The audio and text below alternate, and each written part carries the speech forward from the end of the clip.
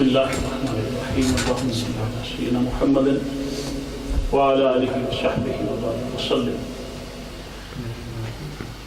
اللہ رب العزت کا بے پایاں فضل و احسان اور انعام و اکرام ہے جس نے اپنے محبوب تاجدار کائنات صلی اللہ علیہ وسلم ذکر پاک کی ہمیں توفیق بخشی ہے، اور منہاج القرآن انٹرنیشنل کے زیر انتظام سلسلہ محافل میلاد مصطفیٰ صلی اللہ علیہ وسلم جاری و ساری ہے۔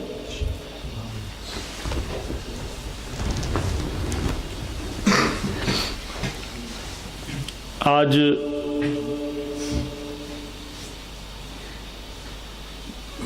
موضوع گفتگو کے لیے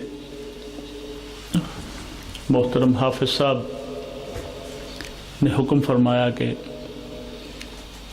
حضور نبی پاک صلی اللہ علیہ وسلم کے والدین ماجدین کا ذکر خیر کیا جائے۔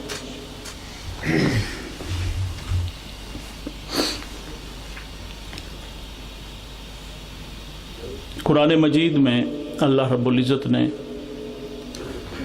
سورہ علق میں، سورۃ البلد میں حضور نبی پاک صلی اللہ علیہ وسلم کے جملہ والدین، آبا و اجداد اور امہات کا ذکر خیر فرمایا ہے، اور نہ صرف ذکر کیا ہے بلکہ ان کی قسم اٹھائی ہے۔ تمام والدین کی، آبا کی اور امہات کی، اور پھر حضور نبی پاک صلی اللہ علیہ وسلم کی قسم کھائی ہے کہ جن کے توسط سے، جن کے وسیلے سے اور جن کی برکت سے، جس نور کی برکت سے وہ تمام پشتیں اور وہ تمام ارحام قسم کے قابل بنے، وَوَالِدٍ وَمَا وَلَدٍ کے الفاظ کے ساتھ۔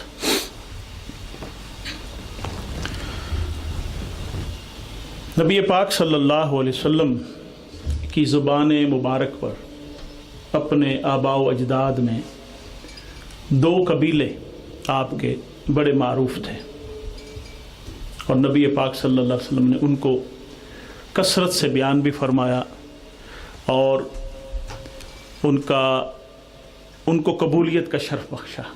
اور قبیلے بھی تھے مگر دو قبیلے تاجدار کائنات صلی اللہ علیہ وسلم نے ان کو شرف قبولیت بخشا۔ ایک قبیلہ بنو ہاشم کا ہے، جس کی وجہ سے سرکار کو ہاشمی کہتے ہیں، اور ایک قبیلہ بنو زہرہ کا ہے۔ بنو ہاشم حضور نبی پاک صلی اللہ علیہ وسلم کے ددیال ہیں، آپ کے والد ماجد کی طرف سے آبا کی جو لڑی ہے وہ حضور کے ددیال ہیں، اور بنو زہرہ جو دوسرا قبیلہ ہے یہ حضور نبی پاک صلی اللہ علیہ وسلم کے ننیال ہیں۔ سیدہ آمنہ رضی اللہ تعالی عنہ، سیدہ کائنات، مخدومہ کائنات سلام اللہ علیہ، ان کے جتنے بھی آبا و اجداد وہ بنو زہرہ سے تعلق رکھتے ہیں۔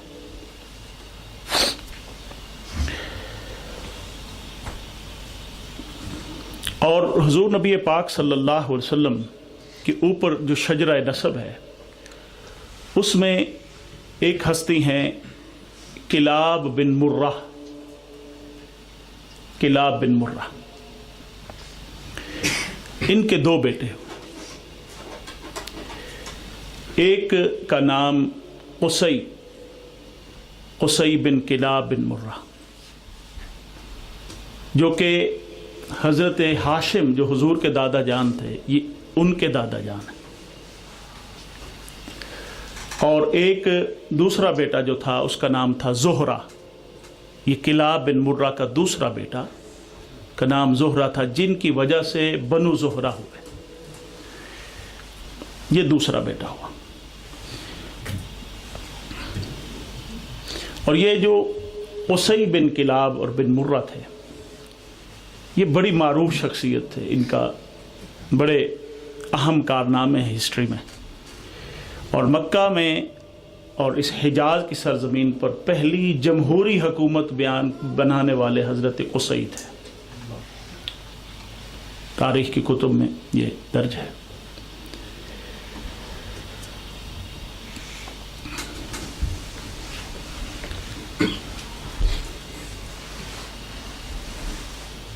اب حضور نبی پاک صلی اللہ علیہ وسلم کے والد ماجد کی اوپر جو شجرہ نسب ہے ددیال میں، اور سیدہ آمنہ سلام اللہ علیہا کے جو شجرہ نسب ہے، ان میں ایک شخصیت کا سیم نام ہے.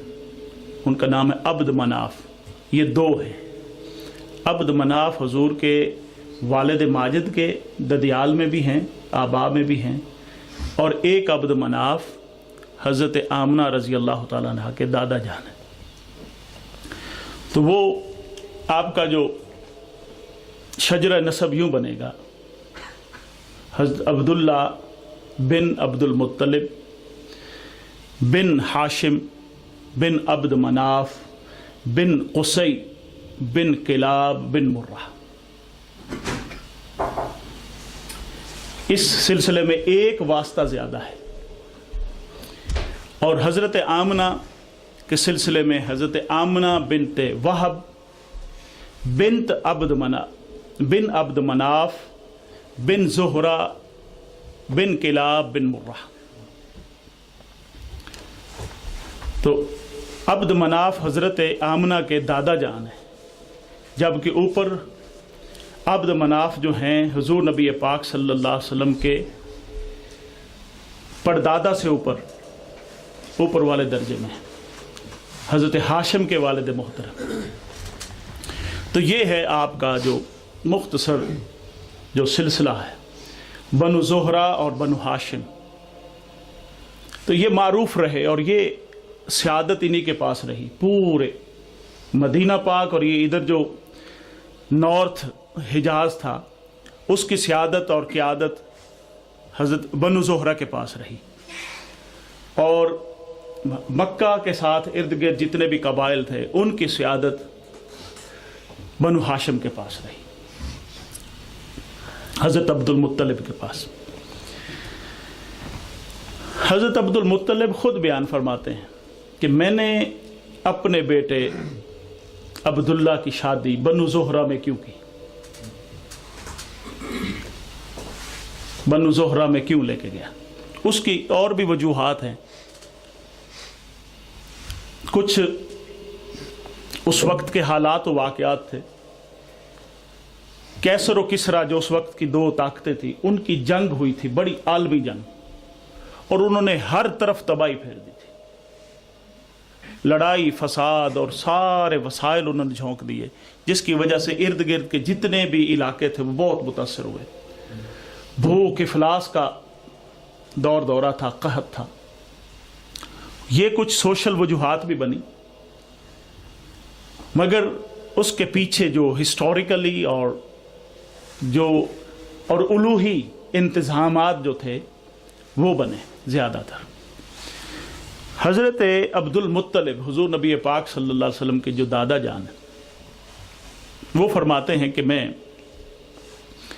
یمن کے دورے پہ تھا. یمن میں آپ کا ایک دوست تھا، اس کے پاس آپ کا تجارتی تعلقات آنا جانا رہتا تھا. تو کہتے میں وہاں گیا تو وہ یمن اس دوست کے پاس ایک یہودی عالم آتا جاتا تھا. اس یہودی عالم نے جب حضرت عبد المطلب کو وہاں پر دیکھا تو آپ کی وجاہت اور آپ کی شکل و شباہت اور آپ کی خوبصورتی اور آپ کے چہرے کی چمک اور جو نور مصطفیٰ صلی اللہ علیہ وسلم آپ کی پیشانی میں چمکتا تھا، اس سے وہ بہت متاثر ہوا. حضرت عبد المطلب بیان فرماتے ہیں کہ سردیوں کا موسم تھا اور یہ یمن میں ہم تھے، اور یہ یہودی عالم تورات کا، انجیل کا، اپنی سابقہ کتب سماوی کا چوٹی کا عالم تھا۔ اس یہودی نے سارا پوچھا مجھ سے کہ تم کہاں سے آئے ہو؟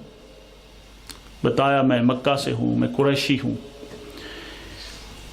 اور بنو ہاشم سے ہوں۔ وہ کہنے لگا کہ مجھے اپنے ناک کے جو نقوش ہیں، یہ نتھنے، ان کو ذرا غور سے دیکھنے دیں، آپ محسوس نہ فرمائیں تو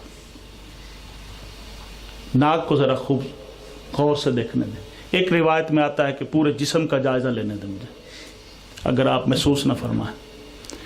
اس نے دیکھا تو وہ کہنے لگا کہ مجھے آپ کا چہرہ دیکھ کر یوں لگا ہے کہ اللہ تبارک و تعالیٰ نے نبوت اور بادشاہت آپ کے خاندان میں جمع کر دی، نبوت اور بادشاہت آپ کے خاندان میں جمع کر دی، کیونکہ یہ تمام تر نشانیاں ہم تمام یہود علماء اس بات پر متفق ہیں، جو نشانیاں آپ کی شخصیت میں ہم نے دیکھی ہیں اور پڑھی کتب سماوی میں۔ اب دیکھیے کہ اس سے زیادہ کیا تذکرے سابقہ کتب میں ملنے سرکار کے، آباء و اجداد کے اندر وہ ساری نشانیاں کتب میں موجود ہیں۔ اس یہودی نے کہا کہ ہماری کتب میں ہے کہ آپ کی شادی اور آپ کا جو تعلق ہے وہ بنو زہرہ سے ہونا چاہیے، نبوت اس کے بعد وجود میں آئے گی جب آپ کا تعلق بنو زہرہ خاندان سے ہوگا۔ حضرت عبد المطلب نے یہ بات سن لی، یہ آپ کے سب کانشیسنس میں سٹور ہو گئی، سفر ختم ہو گیا، آپ واپس آ گئے۔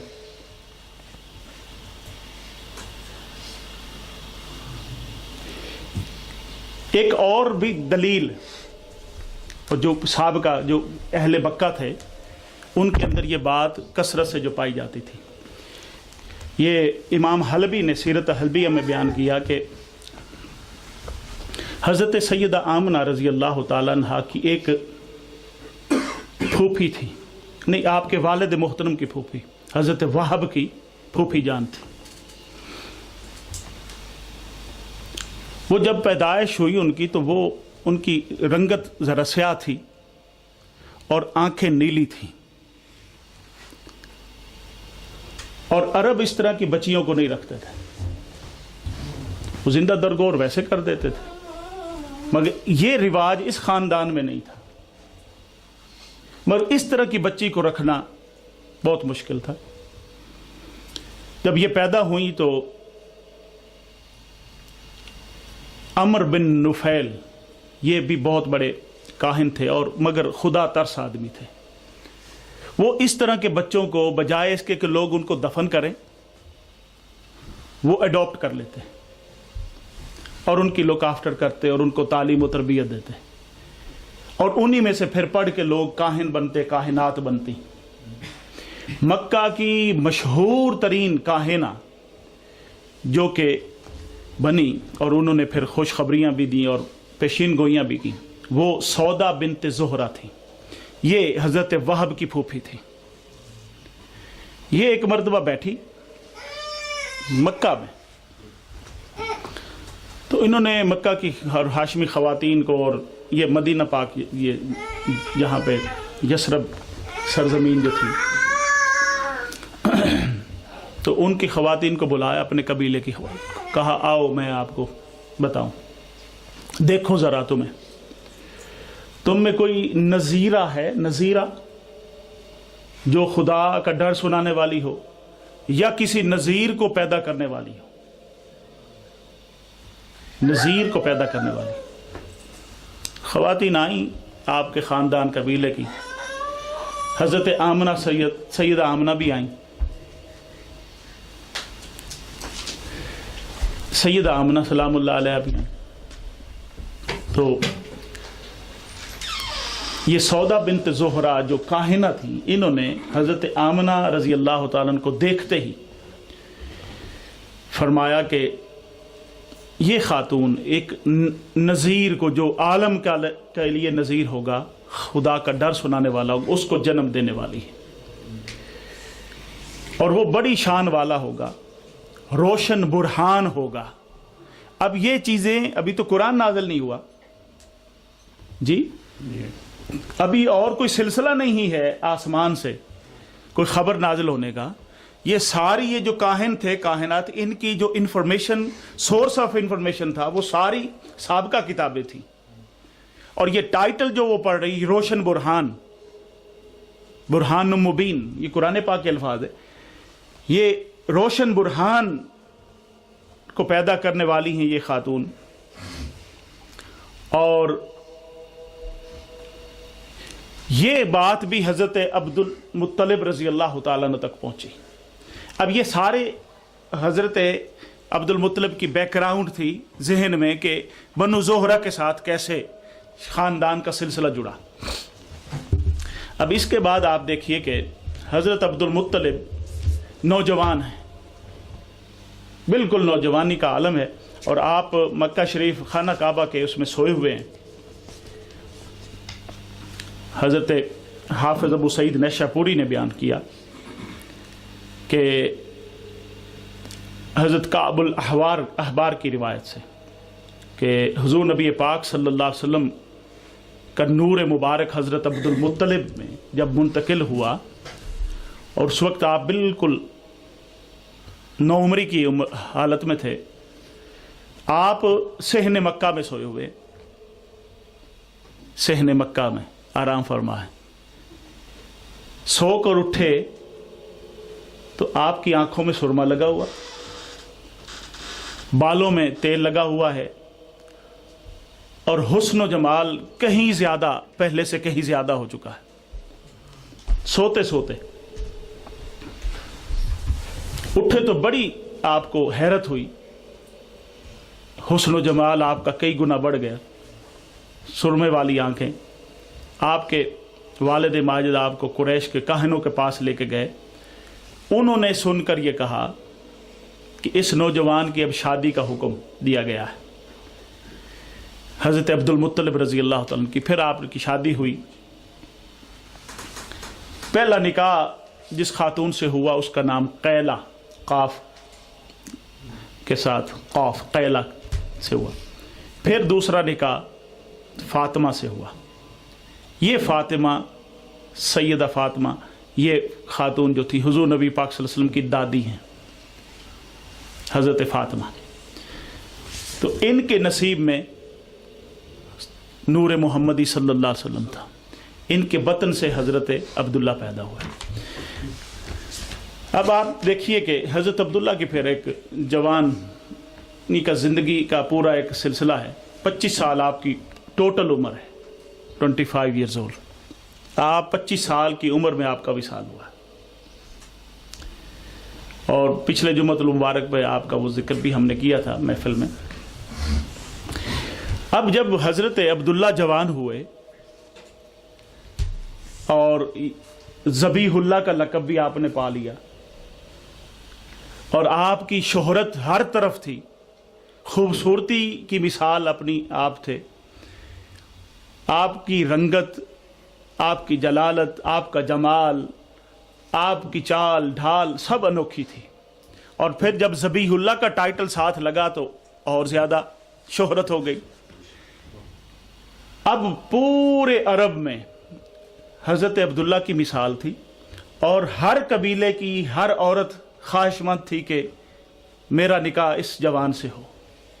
اس میں عام خواتین بھی تھیں، اور بڑی عبادت گزار نیک پاک باز خواتین بھی تھیں، عالمہ خواتین بھی تھیں، جو اپنے علم کی بنیاد پر یہ جانتی تھی کہ یہ نوجوان عام نہیں ہے، اس کی پیشانی میں نور نبوت چمک رہا ہے، وہ یہ پہچان رکھتی تھی، اسی لیے پیغام نکاح بھیجتی تھی۔ کئی دفعہ اب کئی خواتین کے نام آتے ہیں۔ ایک خاتون تو دوران سفر اس نے آپ کو، جب حضرت عبد المطلب آپ کو لے کر چلے، اور یہ ساری پیچھے بیک گراؤنڈ تھی جو حضرت عبد المطلب کے ذہن میں تھی کہ میں نے اپنے بیٹے کا نکاح بنو زہرہ کے ساتھ کرنا ہے، ان کے خاندان میں کرنا ہے۔ جب لے کر چلے تو راستے میں کئی خواتین نے آفر بھی کی۔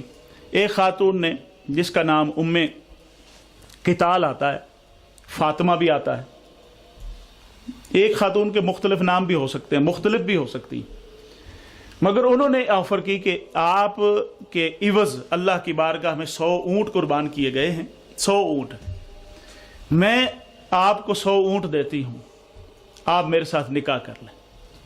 حضرت عبداللہ نے کہا کہ میں تو ابھی اپنے والد محترم کے ساتھ جا رہا ہوں اور میں ان کی مرضی کے خلاف کوئی کام نہیں کر سکتا، ابھی ہم سفر پر جا رہے ہیں، جب پلٹیں گے تو دیکھیں گے، مگر اپنے والد محترم کے ساتھ ہوں، جدھر وہ لے جائیں گے ادھر جاؤں گا۔ تو آپ مدینہ پاک پہنچے، حضرت عبد المطلب اپنے لخت جگر حضرت عبداللہ کو لے کر،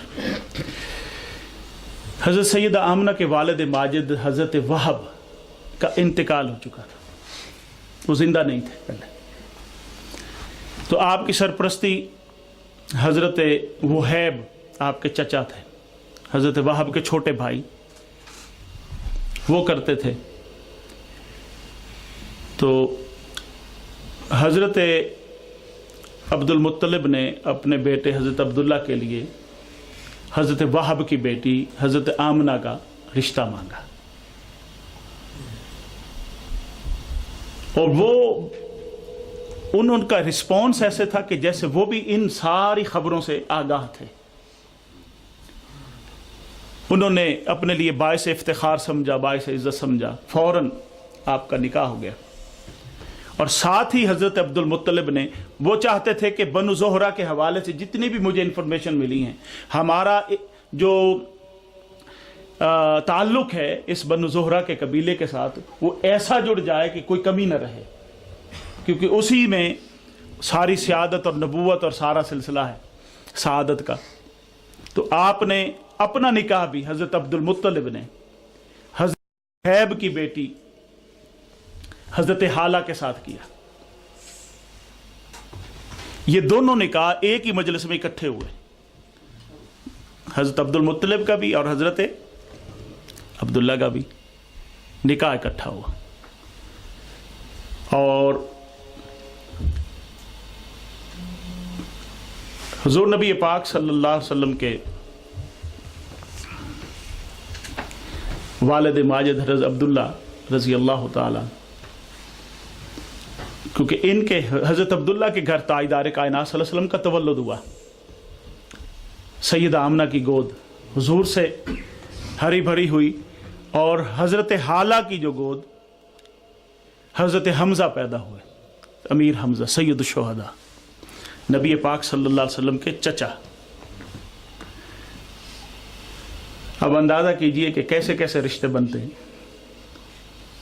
اور یہ حضرت حالہ جو تھی، انہوں نے حضور نبی پاک صلی اللہ علیہ وسلم کو دودھ بھی پلایا، حضور کی رضائی ماں بھی ہوئی، حضور کی دادی جان بھی ہوئیں، حضور کی خالہ بھی ہوئی۔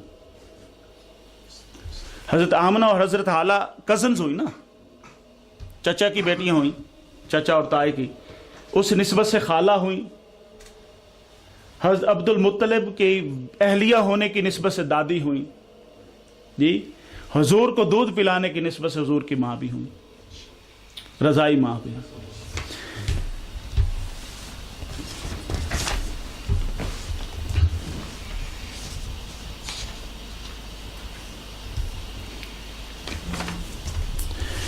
اب یہ دیکھیے کہ حضور نبی پاک صلی اللہ علیہ وسلم وہاں پر 3 دن رہے۔ نکاح کے بعد حضور نبی پاک صلی اللہ علیہ وسلم کا قیام صرف 3 دن رہا۔ اس کے بعد آپ نے وہاں کے دستور کے مطابق شام جانا تھا تجارتی قافلے کے ساتھ۔ آپ تجارتی قافلے کے ساتھ چلے گئے شادی کے 3 دن کے بعد، اور رشتہ ازدواج میں منسلک، فوراً نکاح ہوا، رخصتی ہو گئی، اور 3 دن آپ نے اپنی اہلیہ کے ساتھ قیام کیا حضرت عبداللہ نے۔ اور پیر کے روز روایت میں ایک جمعہ کا دن بھی آتا ہے، نور محمدی صلی اللہ علیہ وسلم حضرت عبداللہ کی پشت سے سیدہ آمنہ رضی اللہ تعالیٰ عنہ کے بطن میں منتقل ہوا۔ 3 دن آپ رہے وہاں، اس کے بعد شام چلے گئے اپنے قافلے کے ساتھ تجارت کے لیے۔ تو وہاں سے جب واپس پلٹے حضرت عبداللہ رضی اللہ تعالیٰ عنہ، کوئی غالباً 2 ماہ کے بعد، 2-2.5 ماہ، تو راستے میں آپ شدید بیمار ہوئے۔ مدینہ کی سرحد میں پہنچے تو آپ آگے جانے کے قابل نہیں تھے۔ آپ نے کہا کہ یہاں پر میرے جو ماموں ہیں ان کے پاس مجھے چھوڑ دیں، میں ٹھیک ہو جاؤں گا تو پھر آ جاؤں گا۔ اور حضرت آمنہ کو اور حضرت حالہ کو حضرت عبد المطلب ان کو روانہ کرنے کے بعد ان کو مکہ شریف لے کے آ گئے تھے۔ آپ کچھ دن وہاں پہ رکے مدینہ پاک میں اور طبیعت ٹھیک نہیں ہوئی، اسی میں آپ کا وصال ہو گیا۔ ٹوٹل آپ کی شادی اور آپ کے وصال میں 3 مہینے ہیں۔ 25 سال کی عمر میں آپ کا وصال ہوا حضرت عبداللہ کا۔ جب یہ خبر قافلے والے پہنچے نا مکہ شریف، حضرت عبد المطلب ہر روز آ کر انتظار کرتے تھے اپنے بیٹے کی، قافلہ آئے تو بیٹے کی زیارت کروں۔ تو حضرت عبداللہ کو نہیں دیکھا تو آپ بڑے پریشان ہو گئے، بہت پریشان، جیسے جان نکل گئی ہو۔ تو پوچھا کیسے کیا ہوا؟ تو وہ کہنے لگے کہ وہ تو بیمار ہو گئے تو سفر جاری نہیں رکھ سکے۔ اسی وقت حضرت عبد المطلب نے اپنے بڑے بیٹے حارث کو بھیجا، جا کر لے کے آؤ۔ جب حارث وہاں پہنچے تو حضرت عبداللہ کا وصال ہو چکا تھا، حضرت عبداللہ کا وصال ہو چکا تھا۔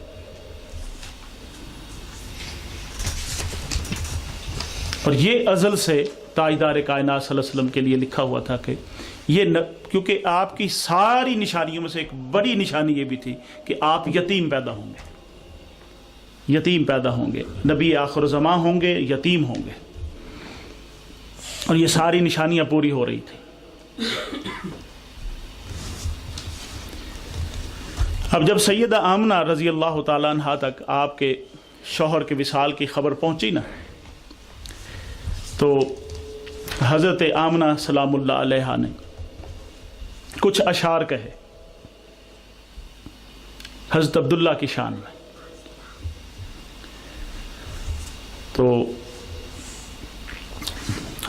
حضرت عبداللہ کی شان میں بھی کہے، انہوں نے نبی پاک صلی اللہ علیہ وسلم کی شان میں بھی۔ جب آپ کا وصال ہونے لگا، 6 سال کی عمر حضور کی تھی، تو اس وقت حضور کی شان میں بھی کچھ کلمات کہے، اشعار۔ تو حضرت عبداللہ کے لیے کہے کہ افا جانب البطحاء من ابن حاشم وجاور لحدن خارجن فی الغماغمی۔ آپ کہتی ہیں کہ وادی بطحا کا گوشہ ہاشم کے بیٹے کے وجود مسعود اور ان کی مترنم آواز سے خاموش ہو گیا ہے۔ اب حضرت عبداللہ کی آواز وادی بطحا میں نہیں گونجتی، یہ وادی بطحا ان کی مترنم آواز سے محروم ہو گیا، اور وہ اب کفنوں میں لپٹا ہوا ہے اور دور قبر میں جا کر مقیم ہو گیا۔ دعتہ المنایا دعوتاً فاجابہا وما ترکت فی الناس مثل ابن ہاشمی۔ کہتے کہ موت نے حضرت عبداللہ کو پکارا تو انہوں نے موت کی آواز پر لبیک کہا،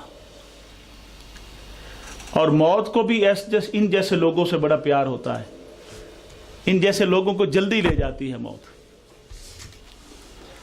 اور فرد کہتی ہیں کہ اشیتن راہون یحملون سریرہ تعاورہ اصحابہ فی التزاحم، کہ وہ ایک حسرت ناک شام تھی جب لوگ ان کی چارپائی کو اٹھا کر چل رہے تھے، اور ان کے چاہنے والوں کا ایک عظیم ہجوم تھا کہ ہر بندہ بڑھ کے ان کو چارپائی کو کندھا دینا چاہتا تھا۔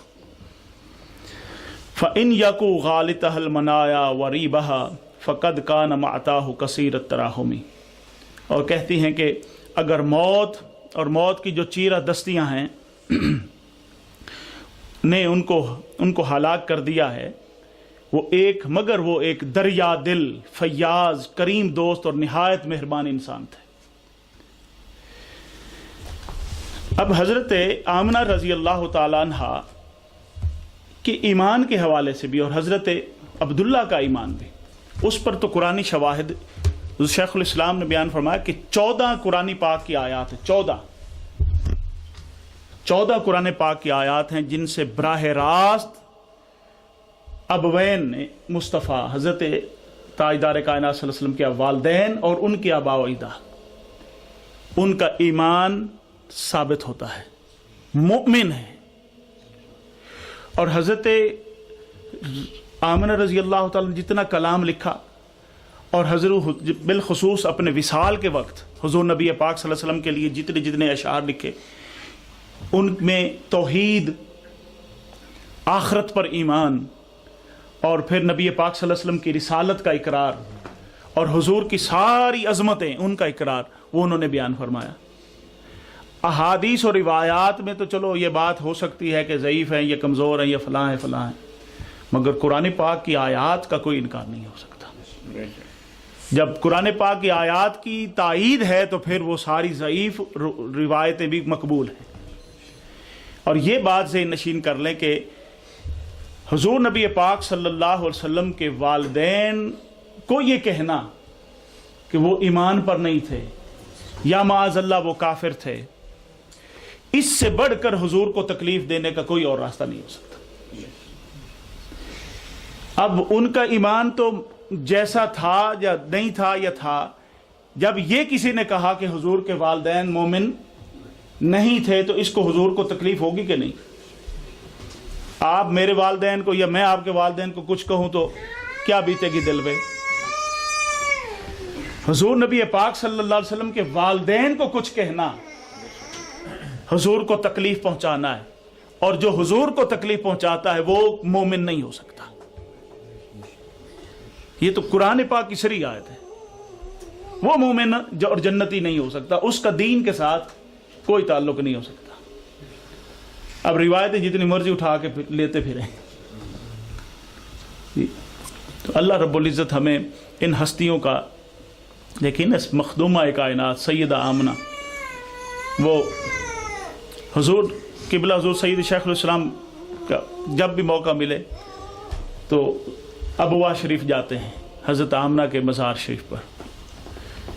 بڑے اوائل دور کی بات ہے، ایک دفعہ سپیشل ایک چادر بنوا کر لے کے گئے حضور شیخ الاسلام حضرت آمنہ کے مزار کے لیے۔